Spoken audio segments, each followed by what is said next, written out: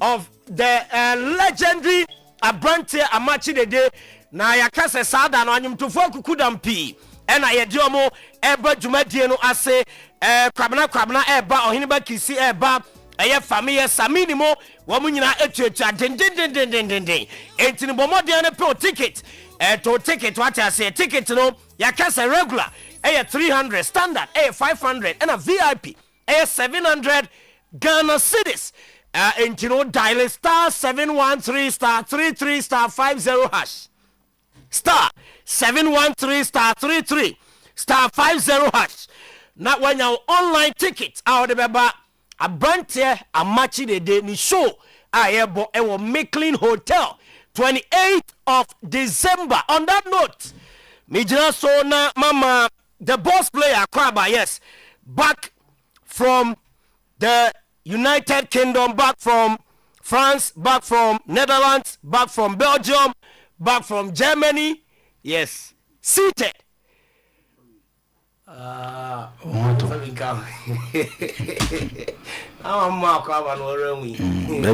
I can't you mistake. Yes. Mistake. You mistake. Factual. And you're factual. For you in our You mistake. Every day phone so your friend is status saver. WhatsApp. What the two you baby. A was your true go. Oh, there's a flight in Okwa. Mikael Bakune Paris. Welcome to Paris. Bakoso UK. UK. Now location here Croydon. Yes. And you know Pacho. Misso. And misinformation. Okay. Bana boys in India. Also not office boys in India who are in the you know transfer China and I did Mr. Ajimai. Lupieka. Na after the Bibia kama. Na ya could be a brilliant and kama so on the channel. And until you in Ayabano. And 2 years. Say a chase say. Say Sabu. There be. You know train. Was there a child so China bird do you know but to conquer also the only 2 man. I say a boom. Abibia kama. Said Okano, a Kosia baby enemy. We a different show. Say Nana Amachi the day share nyum twice. 50 years ni. Nti we no anumtofo na omoba no ye de kwa celebrate Nana Amachi the day. Absolutely. So to the mention say na yakobo na baso. Yes. Enye ize so betimi agina wona so 1 2 3 4 5 50 years. Na ugina wona so. Na nanka sa wo saying the age no na say na pesa me check you. Nanka at time or starting open the age. Aye. The age pa.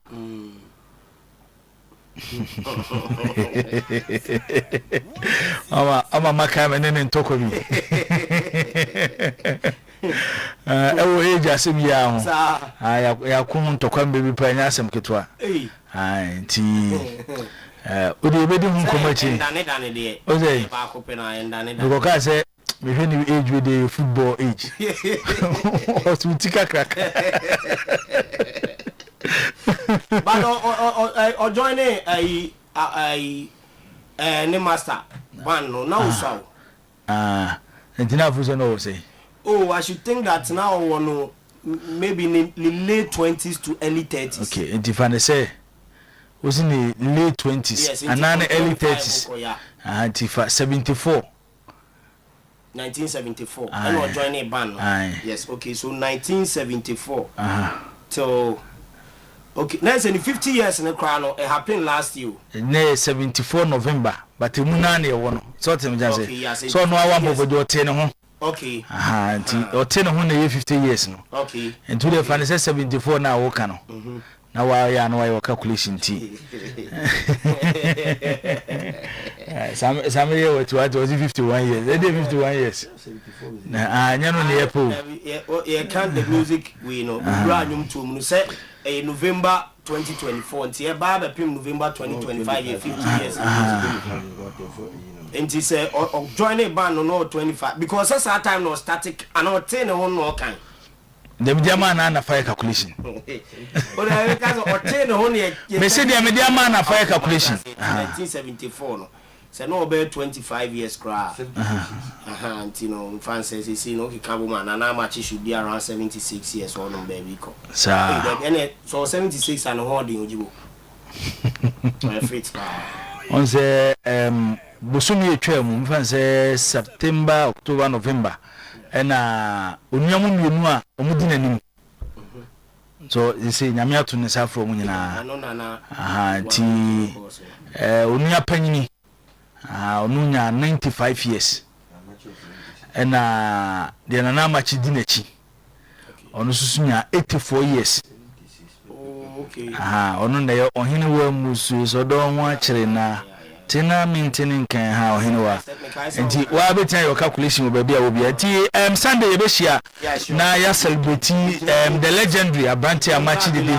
Ye ko bona baso na ya kase wasum asum Ghana yi pa ati jumadi no e baso kwasiada e wo Maclean Hotel to ticket and to for say the sulukan no nana owa ahene e champon the lover boy the lover boy nana ewo Kumasi sisi yes menena na hia saa so na kwabena hene bakisi fameye na samini omunyina ewo dwumadi na sinti kwasiada nonso na dwumadi no ahyase tema ekopem se ade ekura beche ahwe na kopi be 4am ho ne 3am ho ne baby ansa na dwumadi ne we de nyama na kwa ba bibia bokode jana da enwoma ekoso kama ese de apomde ne ye Migusupa.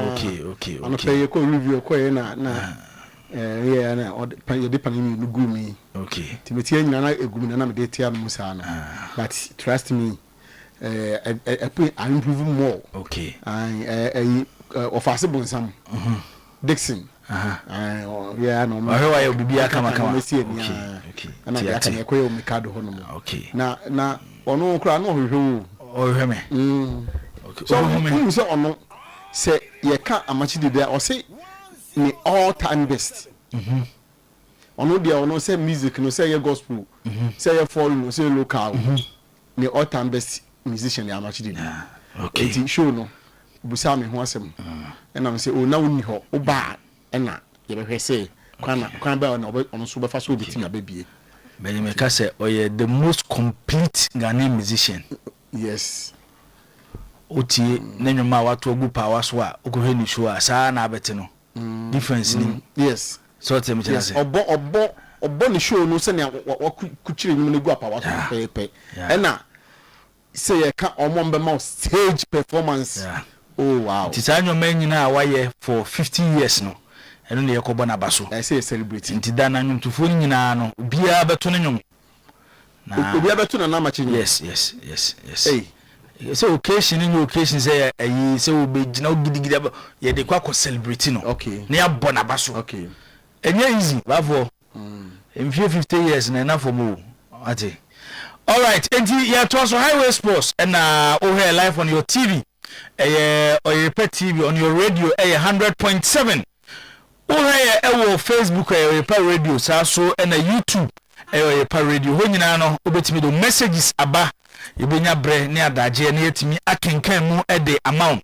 so lodi Ramon ne owie pay be fie na Elinda ku sheka so ede ensema we fie ede guo ede amaye enra Ghana Premier League games ekoso a chese kesi a na ewom House of Folk omo game a omo eto a Aduana Stars ewo doma ene Aduana Stars dikosi ene obia no entimi anhye ne yonko na game ne ba na wie no bafo Solomon Agbesi yeah so odenwoma eba wo and say I won't say the call for so Agbesi for Agbesi for Blasters for the World Cup Agbesi for Blasters papa ama House of Folk supporters ni match ebi mi so mo fa tu ni nyina ebi say post ni dey asare dia nti asare ho to na de Agbesi ye ni nyina na eso konchen na asare ba ene bi so say Agbesi equally good like any goalkeeper be friend of Black Stars ntonso deserve call up say no na ama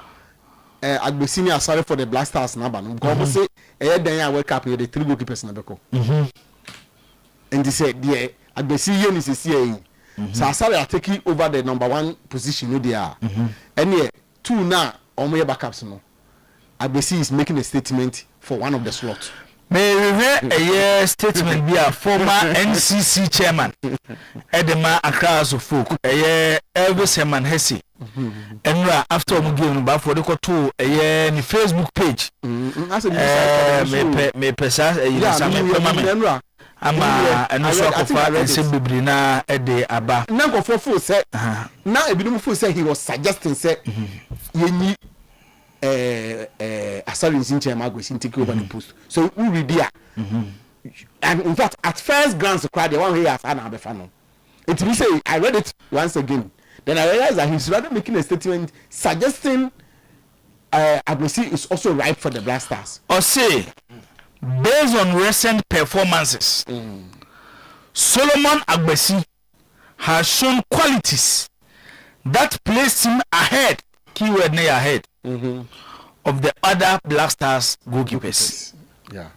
The other. Yes. Ahead, no. Yeah. Say, based on recent performances, Solomon Agbesi has shown qualities that place him ahead of the other Black Stars goalkeepers. Or say other Black Stars goalkeepers, and I said the other Black Stars. Say the other Black Stars goalkeepers. Okay, we benti brofo nya grammar no nya ambiguous no the other means were you the first one that's in chain and we the aka no because that's how goalkeepers no ordinary ebe me ansa enti say first one no ho no mo number 1 no ho no mo tana wo ti ase the other no becomes omo maka wa chire no enti na me catch say enra when I saw it me can hear the first it strikes me because at first glance it was like he's supposed to say that and I'm no this thing I have to read again. Who say me I'm a critic and he send a let me make it a mockery of myself no. I take time and read these kind of things. Me kind of ratas me tena ha no na fi be wiase no na me ka dia na nti me who say the other na be hye ho no na me say ade we de ka me nyoma motive of bi pa ka me po na ko mo kakra because omo motive no who say eba ne say ya command apostrophe ni full stop ni question mark no money sa no mani nyina no for me part of the sentences and the statement boss me part of me boa omo ma English no meaning say eba ne say ya when obi make a statement comma full stop apostrophe any question marks no any exclamation marks no any all those things no they part of the sentence or the statement and the moment I read it based on recent performances Solomon Agbesi has shown qualities that placed him ahead of the other of the other. And wo kan ya nti na on say that you see ebe be say ya nti na grammar o ma ye grammar ma ye literature wo ye literature wo to do o ma ye ebe ni say ya afa na sese wunya abotre na wo ma word no ebia ma the meaning is supposed to mean of the other Black Star goalkeepers.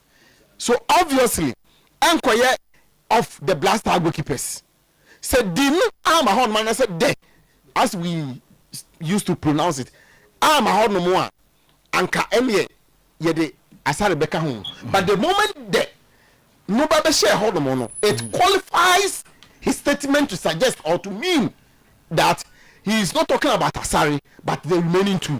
Sir, that is my understanding. Till I make us say eja ye ni mama my teacher no I grandma no conform table for yeah dear many Aziz. Say different. So those one say. Say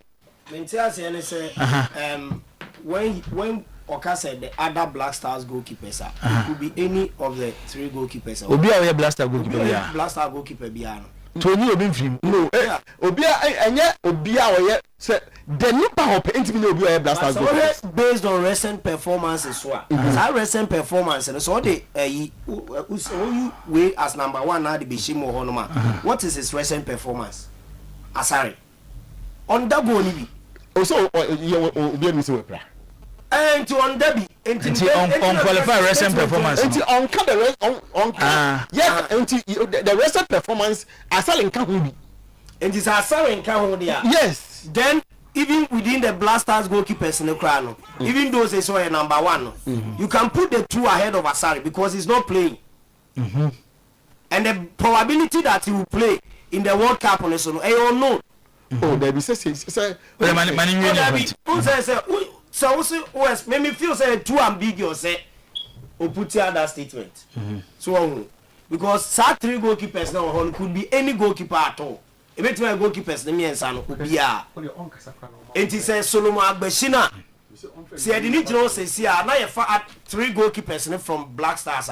Near the number measure all the 3 goalkeepers. Into the other could mean any of the 3 goalkeepers. Because the Usha has platforms in this one. Before the chinye kesi abaho ama se supporters ni moche ebi se omofu se asaya hoto ne ochina eso ne da has obi mu try yes I have seen and I also supporters so say 6 games na agbesi ada no say 1 pen omo so consider goal and that means based on the goal na we done eno na ama is your mom has Benjuvono Asama to Omo Bavonza. When you say Sarah Hoton and ne, or Chinobesta to has posum. No 2 weeks about Sort of say. But baby, as a cock for problem about say. Any mistake from Asare, which a normal of any player or goalkeeper so between I see no. A better resist that debate in the possible. Sort of say. Because 6 matches 5 clean sheets for Agbeshi. So what I say in terms of in the absence of Asari. So obviously Asari Badne now has we need to 1 crown. People will start talking about. When you say me Mobia, yes, men kase na asem no can to, but we're very close to last team. And now he was telling me say even within the technical team, we more trust Agbeshi. A chance Asari. You see, ma Ubekaya Agbeshi recover again. But Asari so a club ni project. Eso ko work up. Agbesi recover aye no. Me be yes story bi wa han mo say o se ono be ko work up ni bi. Se mo be kaya. Yeah. O recover aye na o resume ayi no. Em se o man da say friendly match se match bi sa. Se so aside absence ni ba ko. Me be yes story bi wa say Agbesi se o be ko work up. Enti this argument aye ko so ni ehun bibia enye me nwanwa. Everybody within the House of Folk setting knows that Asari is a project for revenue generation for the club. Everybody within the House of Folk setting today, and you say, Asari is a project. It's not a project say yes, for the next 10 years, but it's a project for revenue generation for the club, and that House of Folk are looking at. Say, 1, Obetima representing us, and what the Black Stars minu via the local destiny, so that FIFA sika na omo check them clubs on players to call World Cup no House of Folk benya bie eno number 1. Number 2, House of Folk are looking at say Asari benya opportunity I part of the Black Stars and possibly hold on to his number 1 slot or position and then go do a good put up a good performance and the House of Folk hoping to recoup some or sell and make some money out of it. Even January crown there has been office or there is office. Just that it is saying it has a good baby as a has a say they will consider the January office or as I will call World Cup not the American emblem. Until the performances of Agbesi there, I had the pressure beba has supporters so pressure beba technical team so pressure beba even management no so best pressure beba even board no so because of say no man am be boss 20 because yema Agbesi na Ofa me no so age wise no Agbesi is in the good side of the age wise. Oh no say oh he's younger. Me no say but maybe I should bit my boy minimum age, but I think Asare may be or should be a bit older than Agbesi. Okay. So Asare was 32. Asare across 30 years. Yeah. Or 32 years, early 30s, and I'm and he's in his early 30s. So what I say, and crack on me, I'm asking, if I say, wake up, no, every year, office, and some of the office, the office, some of them, almost services within even the House of Folk setting will be coming to an end very soon. They say, almost our business, no, and then move on with it. Okay. And interesting times. Heart of Folk fans, they should be interested in Solomon Agbeshin registration. Are they? Time I register Agbeshin has ban no. Inti, okay, my dream chair me say, we name this for a fact. My dream chair me say, said timer you register Agbeshin has ban naba. Who register as an amateur player. And the share system. Inti no be and no chair say at the end of the season Agbeshin so more has be mo be ntimi anyway. Amateur player at the end of one season the contract with the club. Yes, you register as amateur player. Yes, sana my dream me. Because timer omo register Agbeshin na ya ban house no mun timi sign play omo register professional player bia e FIFA connect system ni so. It is Agbeshin House of Folk player na me my dream chere me say me name this for a fine. I was a House of Folk companion floor. And House of Folk fans should be interested in Solomon Agbeshin registration. I think, boss. Oh, so mo betimi so na naka. Say situation a woman here. It's based on situation a new woman. Ekwa be fa so betimi register woni. Okay. Ye work your way round. Say the be ya. Your way out. Say the be ya. The bend them for home. The bend so we play. We play or bobo. But boss, who the danger? The danger? The danger is that say now also be pushy Solomon Agbeshin. Now who the order to top ahead of Asaria. Se season and then Agbeshin so more has be my house Lucy. And I make her say. I saw in the project and or more between and I do that. They sure said the old kind of sanity. Definitely has some penny for Agbeshin Bekasa. Say situation a woman here. Into where the SRO. Yebeye no bia 1 year bia system so contract kwari bia na 3 years amasa bia to nchen was outside will be 3 years paper so contract professional na be register as amateur enye dream na wudi yebehwe eho asem na yaka bobo amano ne sem so kakra ma ye na ye nhwa aboafo no so na fe wia na yabafie na fe enkomo ewo fie no so no yaba ni ababa beto so e de amama ha Oyerepa 100.7 live on your TV Oyerepa TV on your radio 100.7 and afi Facebook Oyerepa radio ho nyina no obetimi enya dwumadie e de afri ho Solomon Kata bobama no nsem so e de amaye owie pe na afi shika e de nsem e wo fie no abeto so e de amaye Dangerman e wa ha Alhassan Said Kufiza Kito sa so e na captain Siasia e so ha yenkoi. Boss, yes, I'm say area free AFCON 2025 and matches me and SSA toja na first game about na we Mali and Zambia game no and day 1-1 na other games toja no Angola and South Africa ebebosa game no 5 p.m.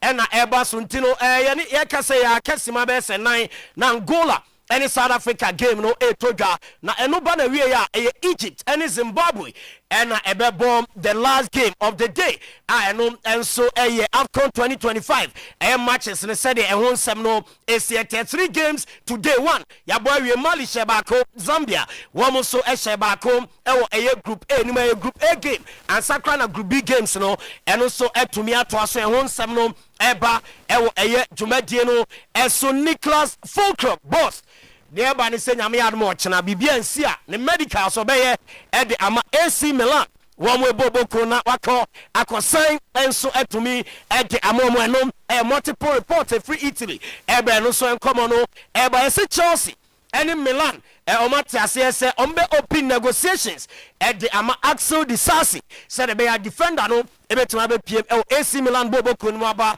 abesi akan ede amomo no ede free oba na Sky Sports amayanya ntie Alexander Isaac ni plano scan omukotwa yenya confirm but wamujidi say broken leg broken leg. Into no 5 strikers say available and said that be a Liverpool. Ebetimi him say January on besan bako. Now bam ball Ediaman Liverpool. Ivan Toney, Dusan Vlahovic, Alexander Mitrovic, after Dan Robeck, any Hendrick, 5 strikers at Liverpool. Ebetimi consider bako Abraham, Alexander Isak. One also to me a proud better and so I check kakra elho. AC Milan ni Como. Nanka wasa baso ewo Perth, Australia. Na ebeto jam SSR game no bia na ntumi amaso na wie ya ne bacho Syria mpanyimfo announce one official website SM Milan any Como a mo arrange yesen kebeko abroad ewo Australia no enyamaso ewo nti game no ebeko so ewo Italy eno so nkomo no eba boss se na no Anthony Joshua ne Jake Paul ntokwa ne bi na yes second bia ke our boy no Anthony Joshua and Jake Paul be anya £69,000 each second about no e corner we 6 round and about in the corner we into him pa omo coin 989 seconds na sika na da so a omo cheye no 136 million pounds. A 50-50 no mo je na yesu break sika ne down a second bia ke Anthony Joshua £69,000 ke £69,000 Jake Paul no so agene dia we sika boxers ni we winning na bia nche do lose ya be 50-50 na no go ye de say we YouTube and talk ade ano omrenti na we de bi benya bia chen we o da bia 50-50 no mo chem 50-50 sika na da so no 136 million pounds and why 136 million pounds. Paul and Joshua split a sum of 136 million pounds evenly. Okay, yes. Inti no. Steven Gerrard say baby ojina say Liverpool akonya bi aba eso be kwa kukuchi omo a ode ne homa omo be offer ne ho e de ama Liverpool no so akukuchi omo no Steven Gerrard ono so dia eba boss FIFA ranking the last one. And Sakrana afi abanawi ene FIFA publish na latest FIFA ranking no France LED ranking na ye di erem next season a new one no enso ebetumi abantino ye first ten no abeto screen so na afi ya bobo so bad ye see African country odi kan power Africa Morocco omoto so 13th on the latest FIFA ranking. Spain and a decline. Argentina tosumi France, tosumi and England tosumi Brazil tosumi Portugal tosumi Netherlands and so Belgium. Tosumi watch Germany tosumi Crown and Croatia. Tosu edu into Spain and area feno as the best men's football club according to FIFA's latest ranking. And so eba boss La Liga TV rights and am paying for the figures no aba abontina Madrid enya sikani bi e de Barcelona. Madrid enya 157.52 million euros and a TV rights sika Madrid benya at the end of the season. Na Barca enya 156.45 million euros. Now tenche muna yes sika krana nke betima rise to 200 million euros. But yes Madrid ne Barca say other boss, you might have timer. Only players we didn't come and a local almost changing rooms. Call echo capture or capture and come out coaching ni a players need the Madrid neighbors as a debby. Almost the almost penny masadi and so it can't be and almost Sicano eso etea Madrid their pocket 157 million euros. Barca in 156 million euros at the free TV deal. And also our Spanish Premier League anymore and no and common no eba e jumadi so and you may Lavons Hondi tomato mix Happy Sunshine Education Project egusu ekoso yes sir o kwa kitchena now the Lavons no Hondi tomato mix no e de ayewa aduan now ye ne sa no a wo tom eye Hondi any Lavons tomato mix no now donate 1 Ghana city at the Abua education ewa Ghana nti ebese se koso a na yisu Lavons any Hondi na also etumi a contribute to quota to proper education in the country. Perfect skin and body therapy ye skin e kama e de ama ye wia na ye body reshaping e de account body slimming body enlargement flat tummy stomach reduction ni nyina ba ya so ya ye be ne kama e de ama kuma se enkran ena takra de branches no ewo frɛ 0553 312 911 ena 0272453535 Bosheba Electricals enkane ane ho ne manyina Bosheba asue na abenya bi lighter yɛde siesie fie bi ewo ho cables a yɛde house wire ni nyina ebi ewo eho no ma energy commissioner je product no atum se eno ena eye papa edum PZ KJT market hwe ni mu Bosheba building abronsan ya mu Bosheba Electricals se wa ha ena ntata for dining ewo PZ e also kwa abenya product ni bi ato 03220 30838 enkwani abomu beda eye onga powder any onga tablet na de tie nie opese udidi tafronsa opese aduane pampan eje ba bia fa onga tablet any onga powder eye waduane onga powder no ye wa hodo pie stew classic chicken and a 3 mix and a onga tablet your chicken beef stew and a shrimp onga mama's helping hand ilele promise about emwa bibi joining nyina bi eboa immune system no general body pains and weakness be call afa so na aboa na a manage stress na improve digestion e the amount enoi ebi e Bosheba Plaza edum ya bro say ya say promise about e ho from 0535444681 na ne promise heba edi enkomo latest foam mattress enom ena make am for the amount na latest foam mattress no odaswa no body pains no back pains no neck pains eno na massage body no the amount latest foam baby toy e showroom bia na also da ena eye papa live boy Kabole kill and tia promo eguso ekoso to live boy soap no 5 pieces yema 1 extra bar for free eno eye promo eguso ekoso choose live boy ne choose protection PKB group of companies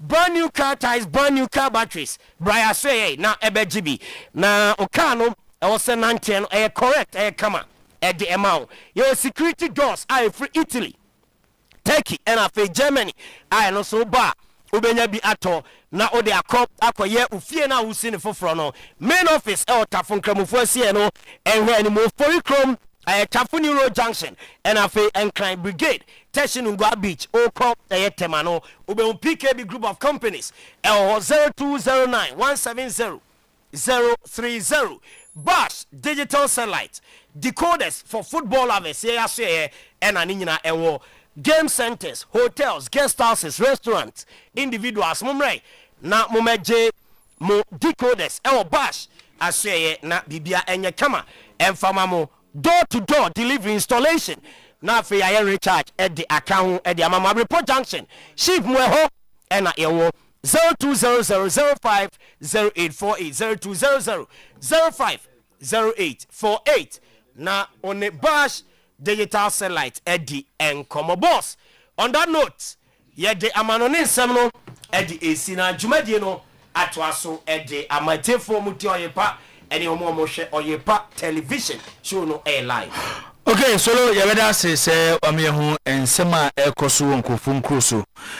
Elenda ku sheka Eddie wura efie na afi nsem ewo fie no. Sheka Eddie eguo Eddie amaye.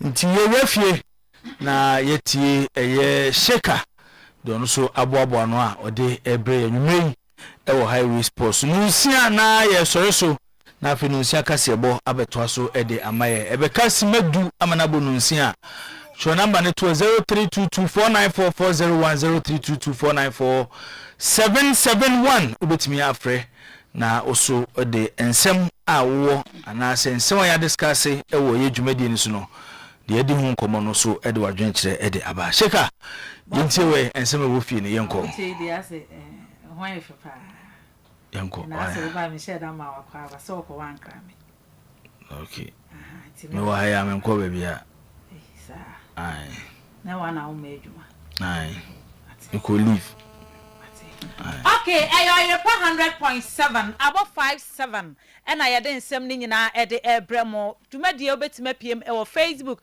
Oyerepa Radio on Facebook ahono o hye no na o share na o like it na afin so o comment ni akenkai comment ni nyina ede amamo yenhye ne so the Ghana Premier League no ene game no bi ekoso eye mediama ene Baseke Holy Stars ena ede ebo ani Baseke akwa akoto amediema ewo enei takwa na aboso sports stadium akosho omo ekabako omo NTE game no ye first half mu ewo na squad a ejina mu ede ema baseke Holy Stars no eye Dobby Kasi Taya ena ejina mu ede ema baseke Isa Yakubu Moses Ato Francis Otin Jantoa Jacob Boezi ena Richmond Soma Emmanuel Kwame ena afenso Prince Treboa Quasin Kofi Gideon Francis Asante ena Simba Sylvester omo any players a ejina mu ede ema Karela United na ukopiem ewo Baseka United ukopiem ewo Mediema Asuya eye Jabi Adams ena Mubarak Yusuf Fatau Sulemana Manuel Mante Jacob Mensa Derek Fojo Kamal Dean Mahmoud ena Kevin Nkrumah Prince Owusu ena Fuzi Taylor ene Abdul Salam omo any players a ejina mu ede ema enei Mediema me no ka say the game no omo akọ first half Mediema eda form eka bako a omo entimi entiye enti yanshansem na so dwumadie no gusua ekoso no ye be update mo ewo results no de ekoso ewo takwa yanshansem na se a ne yenko piemu ewo parliamentary select committee chairman or sports chairman ayefe no NS Dogwe edensem kakra atudwa ewo fia ha ene anopei na ochirema osi enei omo ka bill na omo de aba betudwa no na odensem kakra etudwa ewo ho a osi before kro omo be pass sports omo be pass sports bill no na se aba parliament anim ama omo adwendwene omo atimi consult omo nim de ewo enei football mu na ekwan omo be fa so nyina no omo atimi atro omo ansana omo pass sports bill no. The bill no about parliament and it was referred to the committee to work on. This is a bill emanating from the executive and it was laid by the minister. So before a bill will come to the house, no, you have done all the necessary consultation and other things before that was approved this bill. The parliament should pass it. So we were of the view that the minister has done all the necessary consultations and that is me. We the committee as well. We have done series of consultation. We met the NSA, the umbrella body where the reference and all the clubs and we met the NSA, we met the Minister of Finance, we met all the agencies that we require to meet. Did you meet the GFA? Did you in your consultation? Did you at any point met the GFA? GFA would have been met by the minister. Minister has met the GFA already. And then the GFA has nothing to do with the especially contributing to the fund when it comes to the sources of funding. So your concentration was on those who are going to pay money into the fund, like the NSA, like Gaming Commission, like GRA. These are the people who are going to donate something. But GFA will not, they are not going to donate, but rather they are going to take. So they are not a material stakeholder in this matter to that extent when it comes to sources of funding. Eno ene nsema NS Dogwe edi tudwa na osan echiremu ese enei sports fan ya omo ede aben no enya de clubs no omo etua hye ede efrim yentie nsema eno nso ode etu edwa. The clubs are not paying anything into the funds. What clubs are doing is that when there's a match, a football match, gate proceeds, they have to pay something small into the fund, the gate proceeds. So that is all. And then again, if there's a transfer of a player from Ghana to outside the country, or the same player is moving from one club to another outside the country, you know, the FIFA has a rule, and that trickles down to even your mother club in Ghana. So, for instance, if Accra has a football, Kumasi Asante Kotoko is transferring a player A from Kotoko to maybe Tottenham Hotspur, there's a money that comes to Kotoko. If the Asa player he has come from a coast team, so part of that money will come to the coast team as well. And so we are saying that in all these days, a small percentage of that amount of money should go to the fund as well, so that we use it to develop and then promote sports infrastructure in the country. NS Dogwe Parliamentary Select Committee Chairman and Amote se wode nsem kakra tudwa odro safon so ESCO member the Ghana Football Association wasi ene ono ankasa no odre ho a na se transfer fund no eniama bi anhyeda enkoye bi ewo mu yentie nsema odi tuja. I think that honor entry because you cannot tax local transfer. Because local transfer is most of the time straddled in secrecy. My transfer player mode, me under the club everything. But international transfer is systematic. It's in the system. So I think I will agree with my colleagues who are saying say they should have been consulted. But in that aspect, I think but I think say all the same, especially class. Whenever there is anything that is being done, clubs don't negotiate for themselves. It is the FA. It's the mandate of the clubs given to the FA. Say, we negotiate things for them. And then if somebody goes to negotiate for you, you don't need to come back to you and tell you, say, win them koko. The fact of the matter is that FA is there to negotiate contracts on behalf of the association. When we start crying, I think they will listen to us on the domestic and they will cancel. Domestic will say, over sports betting, over COVID fund. Now say you are coming to take taxes that you don't deserve to take. Because Premier League in Kwana, Umaniska, Unana collaboration, Uneska from other industries, like companies putting adverts onto our tracker to get us money. Yes, but Division 1 manager, Division 2 manager. So how do you go to tax them? GFA don't tax them, so they cannot tax them. It's and in Sama Odro Safo ESCO member Erituja Honorable Kofi Adams and so and sports minister or then some kakra atuja was it the entia omo passe ene sports fan no entem no say said the beya FIFA sika na or the beba ni nyina no ebetimi afa sports fan no emu yentie nsema Honorable Kofi Adams editu eja.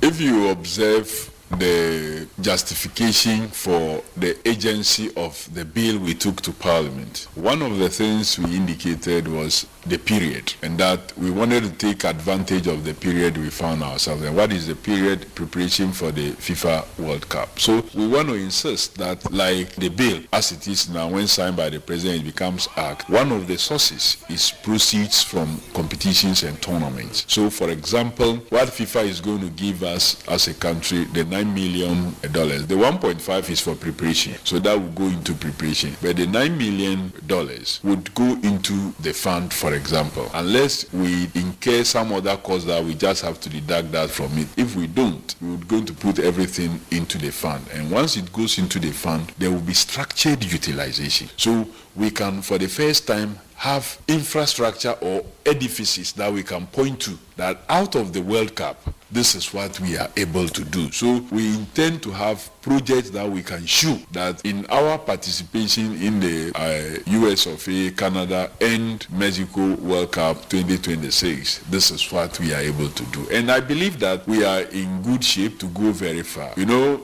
if you qualify to the next round of the 32 teams, you get additional 3 million. Eno ene nsema odi tuja na wachi eche mu no Friday no medi tuja se ene ministry no ede ene coaches no eka ne no eno aba bonten aba be confirm se ene waka numbers dodo a omo ede coaches no eka ena afen so wachem se coach Otuado omo ede ne ka 50% of salary yentie nsema eno so sports minister no ede tu eja. We owed a number of the coaches and we are looking for a structured system for payment of the coaches. In the past, before I became minister, some of these coaches, especially the expatriate coaches of the women's national team, was paid from the sponsorship fund that goes to the FA. That has since changed now. All that have been offloaded onto government, and so we have submitted the details. The finance minister has since approved for the payments, and the payments even per the contract is supposed to be in arrears. For the head coach, we pay him 50% ahead of time. So at the beginning of the year, 50% of his salary was paid ahead. So what he is owed is actually 50%, not the full salary. So that must also be explained, that government, as per the agreement, have paid ahead of time 50% of the salary. So what you pay him is just 50% also for every other month. So it is not the full salary that is owed the head. March payment that we did included paying him the 50% of the 12 months. So we paid up till March and also paid him 50% of 12 of the 12-month salary that is due him. So what you now owe him is post-March 50% of salaries, because you would have paid the other 50% for January, February, March. So you now owe him only 50% of the remaining months. All that has been worked out, calculated, endorsed and approved by the finance minister, and is going through the processes for the Controller and Accountant General to credit the accounts of the ministry for onward transfer. Ene sama Honorable Kofi Adams edituja efa ene national teams coaches no omo salaries no ehon na yenko remo ene yenko pm ewo coach Didi Dramani na so ye odensem kakra etuja Abra Heartfolk ene Aduana Stars ede ebo anima game no eko 0-0 ochema wase Heartfolk team no omo ekreti chances bebre na mum amfa so bia amfa Ambre Hearts team no. We still are not too clinical, even though we create strong opportunities. Sometimes we need to make them chances. In the final time, we need to be more clinical and we need to be more composed when we get into those areas. And we need to find ourselves in some very important pockets of the pitch, where when we find ourselves in those areas, they become our identity that we can make big chances. And then I think that in the second half, when we make a couple of changes, and then we're taking some spaces, and then we're opening opponents from their left side, and then we create some anxious moments there, and then we're supposed to be finishing on the other side, but sometimes we lose the sports.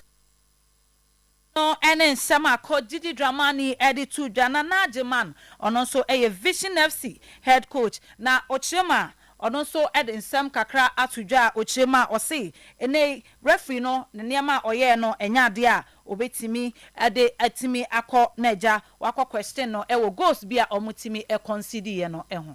I mean, it's very difficult to tell because where I was and where he caught the ball, it's very difficult for me to determine whether there was space for the player to do that or a player hit it out of his hands. The most important thing is that we conceded and the game is over. Usually within the game, temperaments will go, people will tell difference in opinion, but of course we have the video, so we can always go back and visit the video. At the moment, I will not fault the referee. The ball left his hands way too easily, so I need to go back, review it, talk to my goalkeeper's trainer, and then now we see how to correct that. Pretty much, yes, we've conceded and that's it. What we didn't do was be more aggressive in terms of the final third combinations and stuff. I think the combinations were a bit slower, but in terms of positioning, we got it really well. Benjamin was very wide, Setro was wide, meaning that we stretched them really well. Soa came in the pockets. We got Kusi also in the pocket because in the second half we changed to a 4-3-3, and Nana Kwesi was sitting deep to help the centre backs, which was really good. So we got balls into the pockets. We were able to go beyond the defensive line, but of course you saw it. The final ball was always a problem. So of course, as technical men, we take it back to the training grounds. We go and work on it, and then of course, nation is coming home. And somebody to ja efa penalty no ehon and afei so how officiating no niema esi ekoye yenwura mu ewo Kumasi Asante Kotoko omo asye me no kasa de nese Maccabi Tel Aviv tima ewo ene Israel no omo etimi atro e de abre Kumasi Asante Kotoko so omo defender friend Samba Onel omo eni gine huye omo nyana enka omo epe omo atro e de abre omo na uhwema na ese deal no ske betime piem no eye $150,000 eno any sky ebetimi epiem ho enti sesi anu Kumasi Asante Kotoko hwe sikasem no mo asas sinema na eje omo so etimi a responde letter na omo de abre Kumasi Asante Kotoko no eno yenwura mu ewo house of folk so asoye after say omo ne Aduana Stars ebowie no omo eye recovery training ne players a omo etimi epra ewo team no dodo na etimi ebepiem ewo training grounds a omo etimi eye ene recovery no ebi ho mawule wayo etimi ebepiem ho Steven Apia etimi by Benjamin Asare and afei so Prince Kwabena Owusu Raphael Amponsa omo nyina eye players a omo timi epiem a omutimi eye training ema bibia so ekoye ede emom Karela United and so share ni mu so mbe sign former Gold Stars and afin so RTU defender efeno ene Sadat Mohammed defensive midfielder efeno Sadat Mohammed no omo share ni mu so mbetimi assign no na bibia etimi akoye ede amom boss nti ha na me de nsem ni nyina AC. Okay, danger maminti we say yam say abisini aside the yewi am say the ball now rests with the decision makers at House of Folk and coaching department, particularly who will give you results and the fact that you also have a project to prosecute. He said House of Folk, and now I can say Sikasem, for instance, is an issue. So I didn't know always here.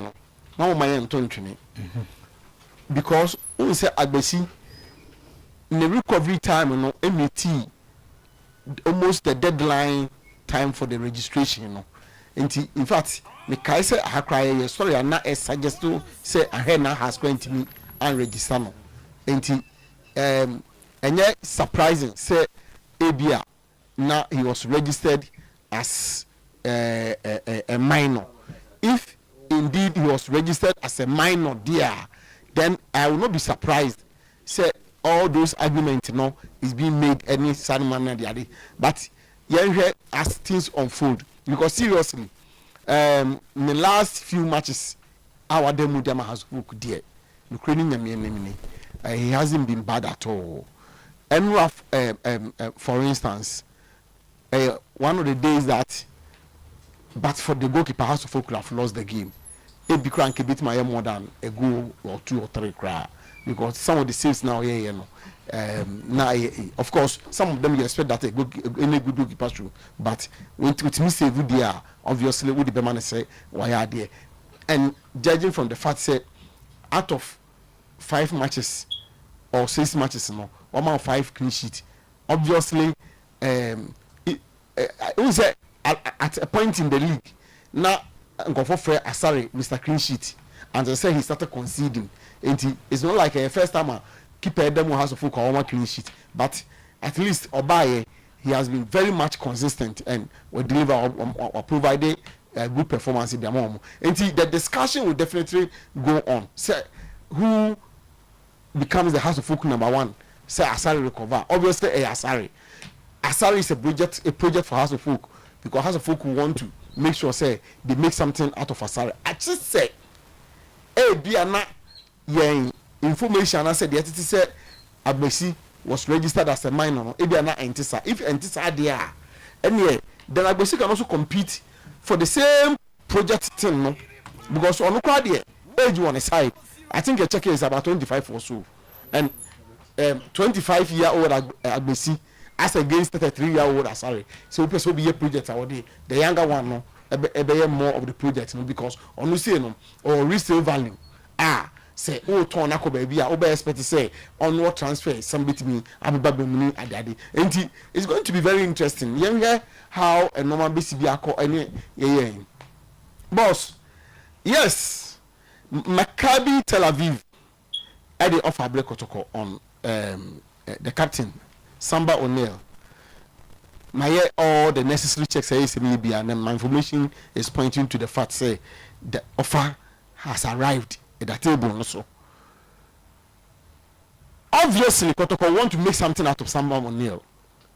Kotoko MPC Samba Bekokwa Sebia Bobo Kotoko na say Samba Oko na Kotoko Enyahwe. Eye clear say Samba MPC Otwa ne Bobo Akontu no so. Boss, obeso fi Kotoko. Opeso Otwa ne Bobo Akontu no so. Eye clear da hono. Now Sikana Samba boss say Kotoko for be say Otena no to asusi akadema omo a omo fama no Kotoko cannot pay that money.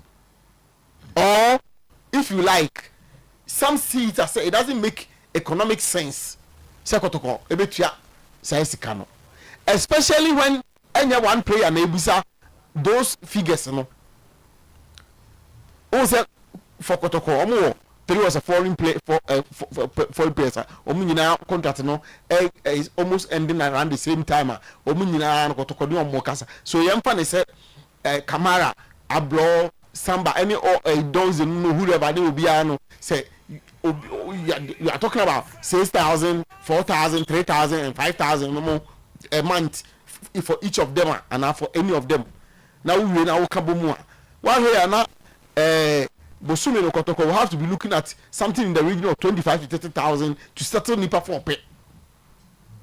Says Kano say we breaking down the best cities a bit 2 players make out also Bosumi ahi.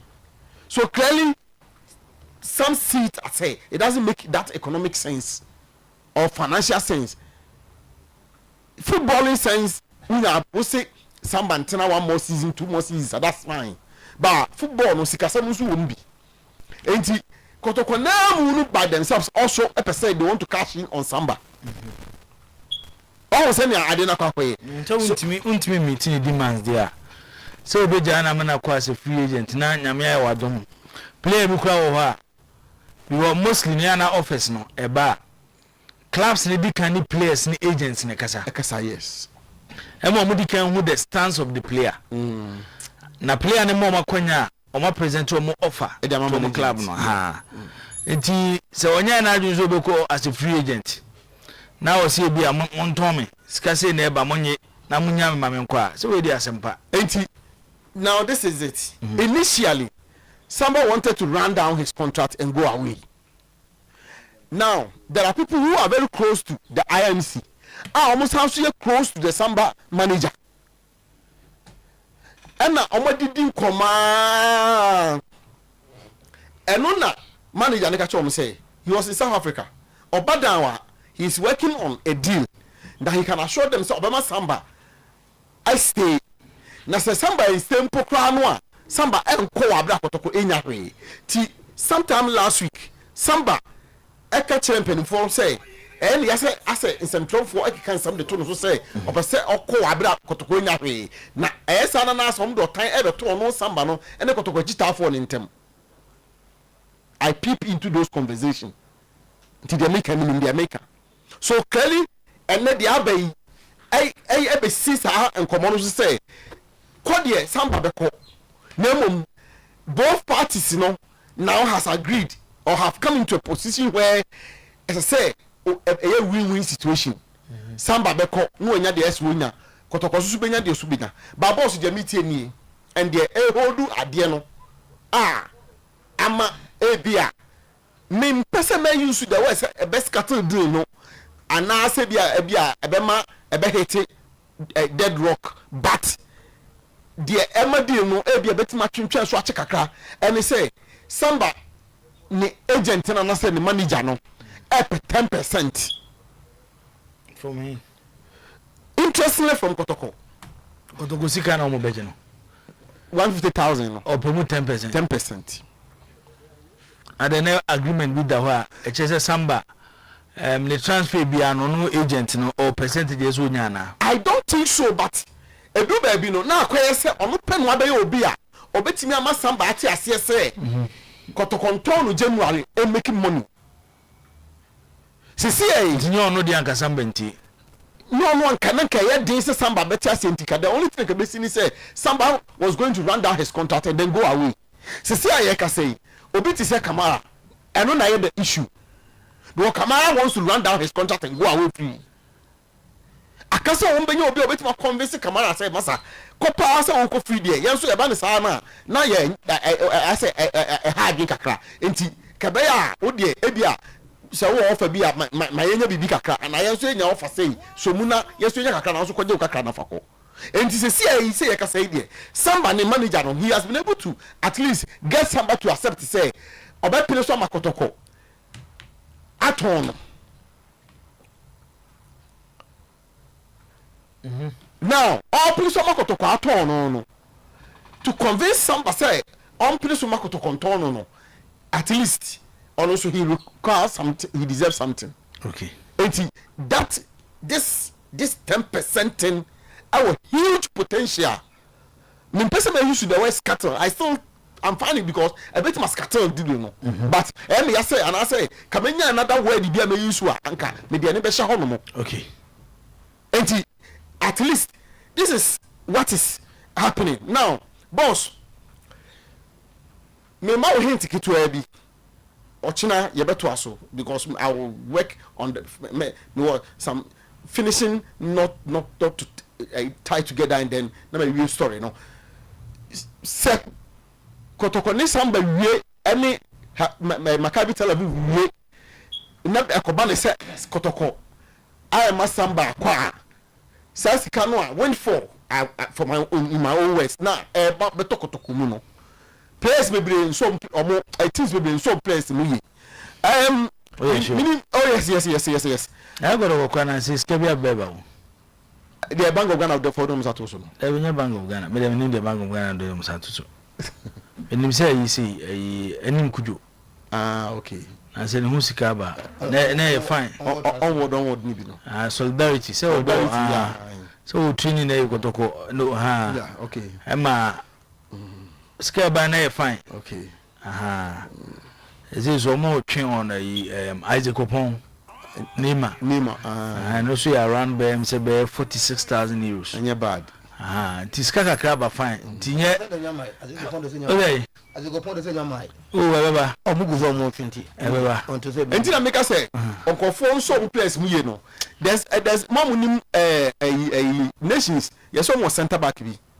Now, this is on center back, you know. Razak Simpson. Oko grip man. And I Oseko for. Debbie, right? Razak Simpson is also moving out.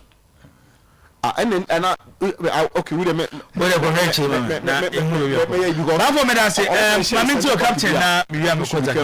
Oh, the freshest burger, Aquaba Minia. Oh, up to Kabaunia Memo Aquaba Quantum Choco. And we only so. When you're ready. Name is Koi. Okay. Open more Aquaba.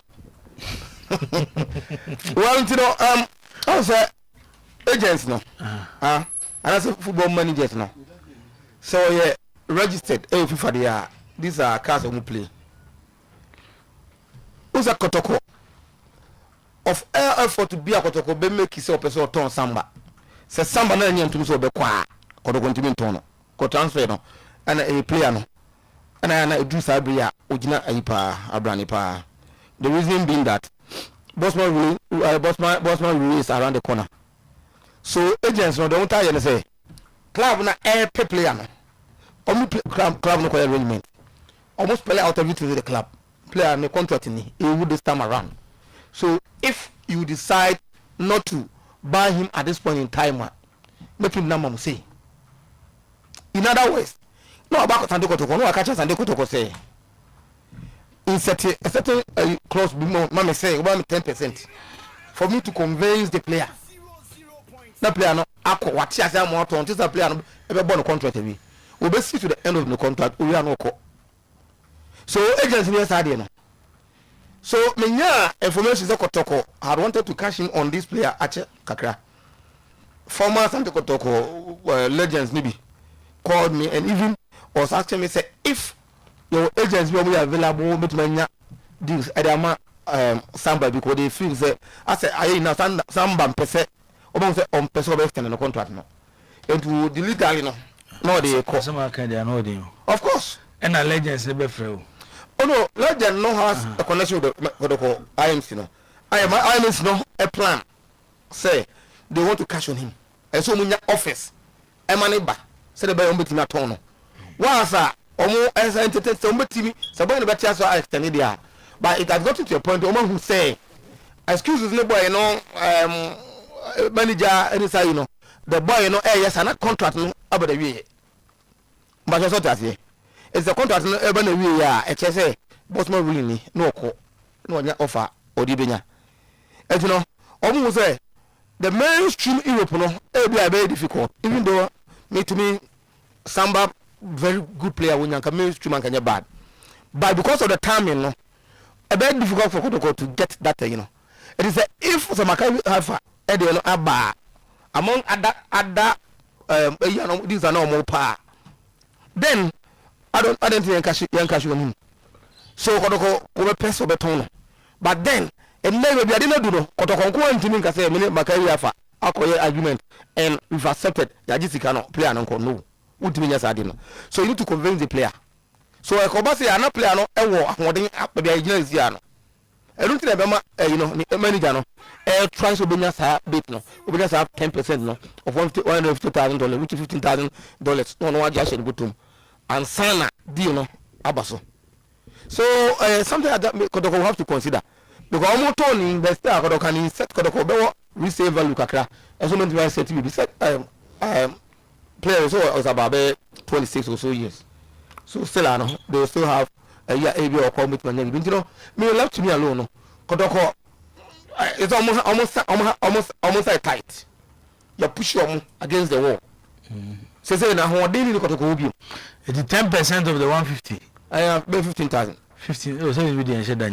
Until I make say, almost just had a normal, at least almost and some because say if indeed there's this offer on the table and the manager is demanding this, which I know it is going on now, you should accept it and let the player leave, or else you be real season. You real season now. Player no free to move to any team of his choice, and at that time no manager the same manager no and no commerce and confirm no this away ban. Yanko next topic. On House of Oak. So how as you give no critically.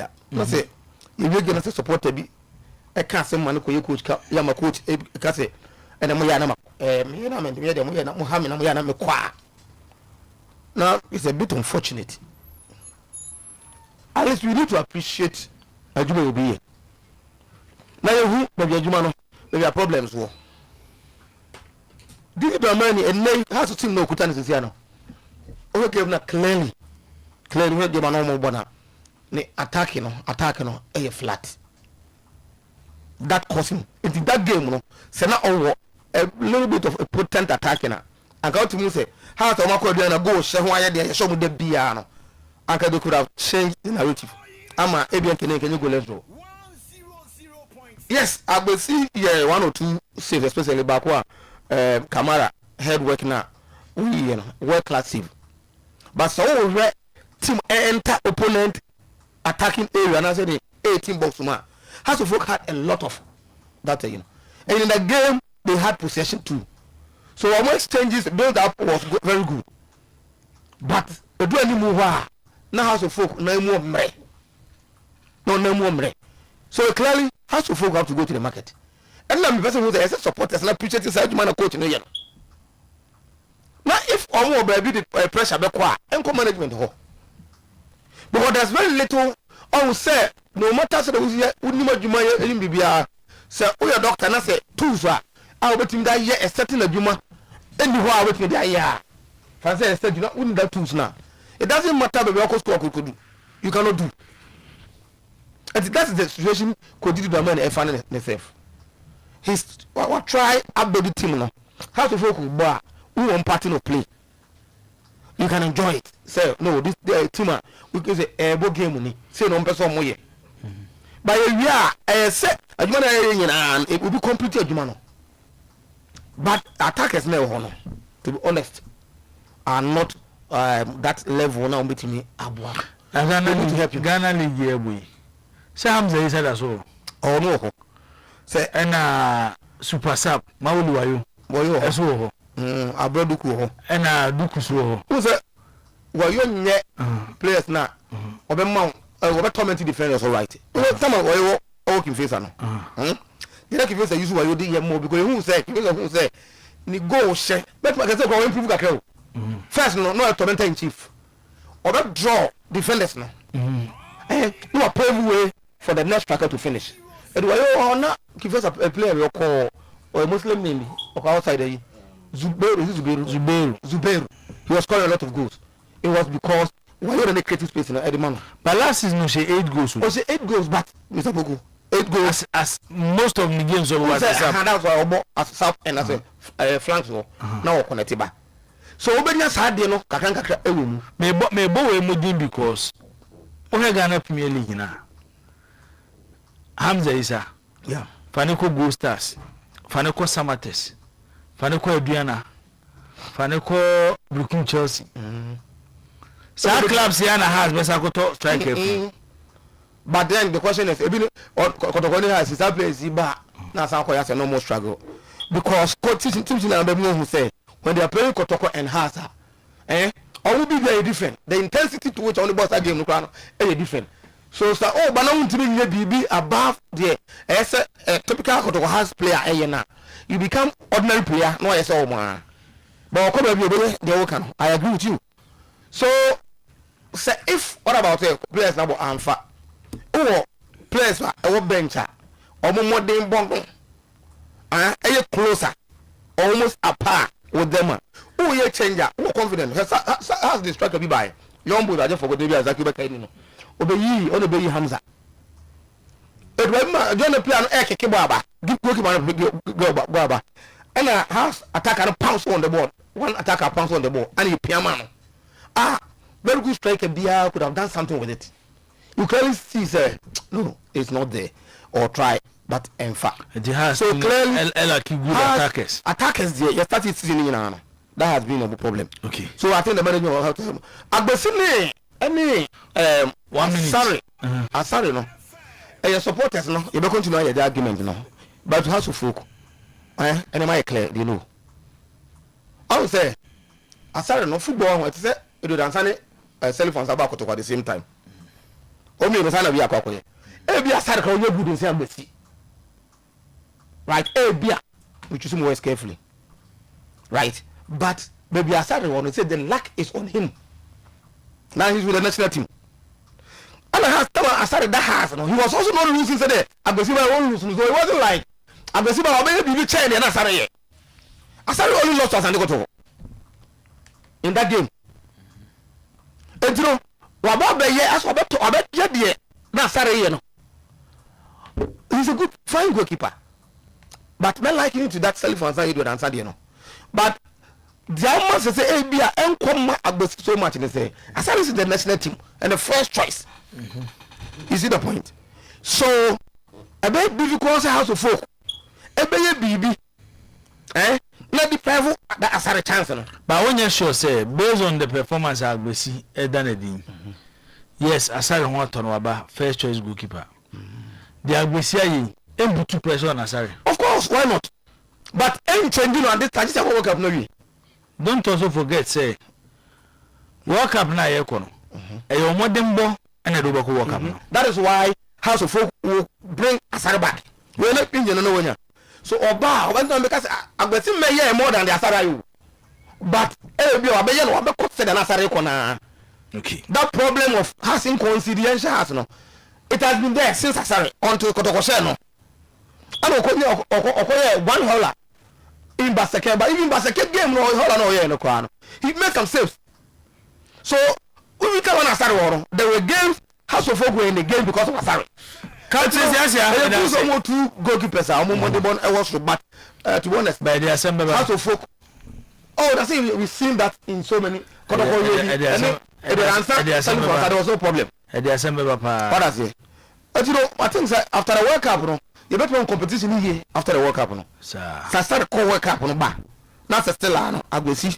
That's what that form now. That's about World Cup now. So project be has to go A. That project might have come to an end. May I say, Captain Siasia Akumia Sechi. Zaki the woman Tiway. Do. It's an interesting discussion, but first, the Minyamba say Kotoko enya bid and someone in your bid, but what I know is there was a point where Samba about contract no very renew whether he will get club or onya. So the manager came in into Kotoko at the almost work both be power be man say power of attorney. That man say if they are able to get club or more club from Ra and a manager no and they some so come up pro if no pro sports and I said in South Africa for no the new agency now Samba join no because also no or look at discussion or say maybe also ordinary just say your agent or only many club only many and what and say so pay a certified agency nor the Samba come on and all come up pro South Africa for no the discussion at that level was it was a formal discussion Kotoko the two managers and say fine boy no ya back and forth or say no onya say you nim the bc but say much me the club about there na club interested in January we allow him to go until he come back to what Bafo was saying. If that discussion I know for a fact it happened when that discussion no say Kosua it will mean say there will be some percentage as more because nobody would do that job, that kind of job without asking for percentage. If I'm able to do this and this, and menya kakrasi atafre. It I know for a fact that one could have that meeting with the manager. And I also this I come out boy no cause I contact with our Pro Tunes was the from South African ma. I feel the boy officially was with them say if they get a club, whatever it is, Kotoko don't bet na somebody in Komo. Now my job percentage. No Kotoko so sika ko mo na they do whatever they do no ma continue.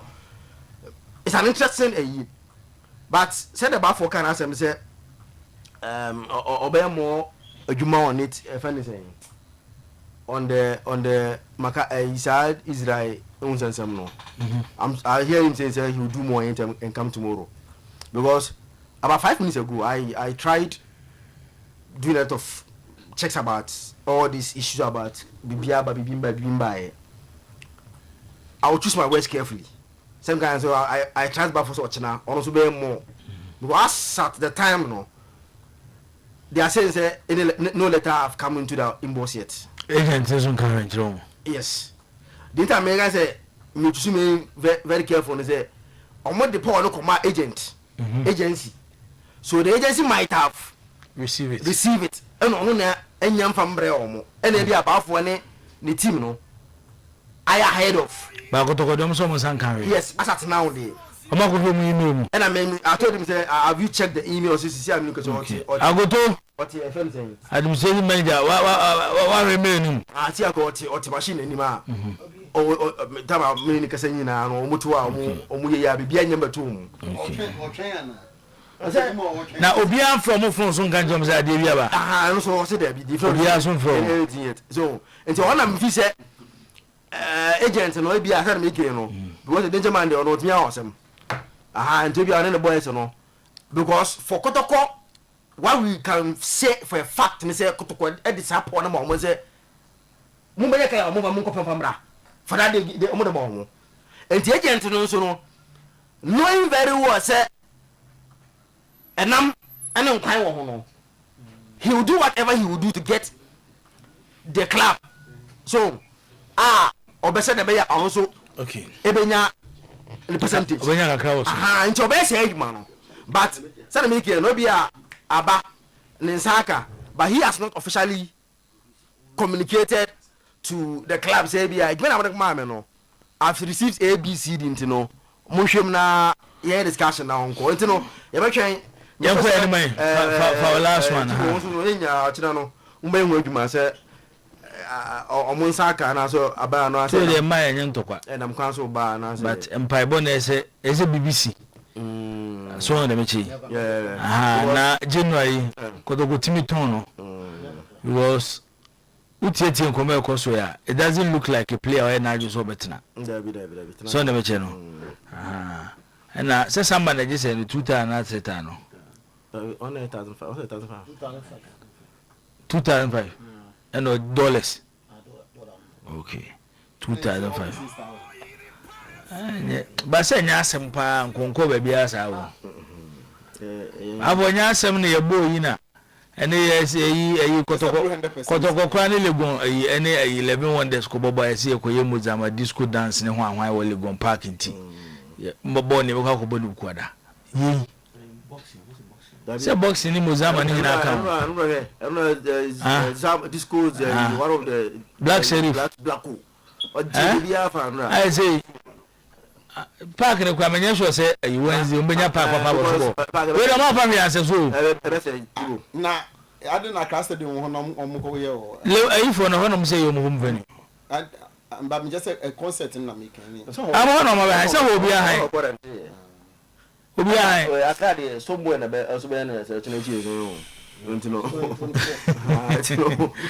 Wednesday de park ne be say you know ko enu nipa na egu page so no serious ba jibu yabi enu de nye Saturday asemo pitch ni be say pitch na ye man stand so ayema and na for once the clubs and players on mabo monka enye mo wa so go say Wednesday player ba ko be pra legon pitch ye nye dada no ma ko 2 days just because there's a clubs no ko ha enye o mo kese e bi ko at me 5000 nyina abo ho na ye dia mo Accra Stadium so buy pechi so asai na no mozama disco fo so asa ko so okay the Black Sheriff fans no say na your friend is Amadisco Pamaji Park nyina so fa za baka kem so na yen kola no so ni kodi nkomo as a folk discussion though an interesting one, but I know say for sure Asare will be the number one when he returns. But Oka SMB Ona and say Asare careful because now Asare must have a perfect games because I basically have shown say he's an equally good as say Munyapa on same one on same way pay. Let me use this tell them I safe. Now we'll be two on me one in good. No, I know Agbesi is a better goalkeeper than Asare. Agbesi a better goalkeeper. No, say I follow him long time. I follow no dreams. South African campaign. Agbesi him good that chance. Yeah. Me share no. I follow him at the African campaign no. Born Agbesi. Eko Eda no Africa no. Especially me game back omone Zamalek. Okasa game no. Yeah. Ewo Egypt. Born Agbesi down Africa no. No, Agbesi is a better goalkeeper than him. The reflexes and everything. You see him. You say yes, this is a modern day goalkeeper.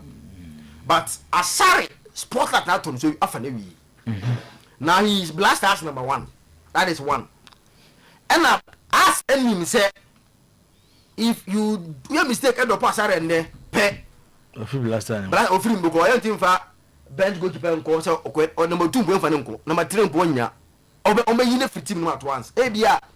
They start looking at Agbesi also say they often answer one fan. So yes I'm mistaken. Knowing the money involved. Now say every FIFA increase cano. O player work up my man increase cano. So knowing the money involved, I started working straight as number 1. But here's the danger. Work up in June. Captain. June. The kind what papa work up like can say no. Almost about 6 months to go. And Obabaka. This is a keeper, 6 matches, 5 clean sheets. Only 1 defeat, just as Asare also just lost 1 game. And what will happen is that they will start scrutinizing your performance more than before. Who's the first lady? Also, is it when you're competitor? Yes. And to go about performance, and Agbesi.